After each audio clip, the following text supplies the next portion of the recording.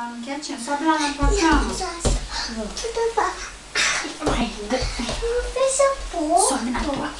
Tu tá falando bem alto, o ar tá lá embaixo, mas quando ele subir, ele vai brigar só que tá vindo embora. Ele vai botar os cachorros pra fora. Tu tá com alergia de alguma coisa agora? Precisa Posso beber suco? Posso beber bastante. Tá. Suco? Pode. É da Mirella, vou buscar um pratinho. Suco não pode. Água, mamãe aqui tem água.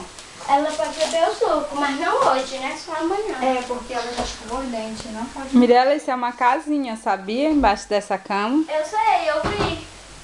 Só que tá muito bagunçado amanhã. Eu baguncei. Eu sou. Aonde eu chego, meu Deus. Eu vou dormir aqui, tá, tio? Ela ronca demais. Tu vai dormir com ela assim? Durmo, que eu também ronco. Tu também. Eu não ronco não, é mentira. Ela não dorme. Eu sei, eu tô mentindo, bebê. Dá Sei que o beijo. bebê Júnior ronca. Tu tá fazendo o que na câmera dela?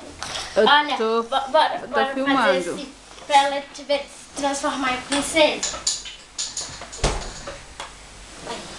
Não pode ver. Gente, boa noite.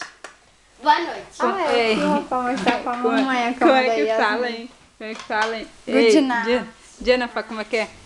Boa noite. Schlaf good, né? Por favor, obrigada. Schlaf good, Yasmin. Tu pode beber na boca, porque Mirella.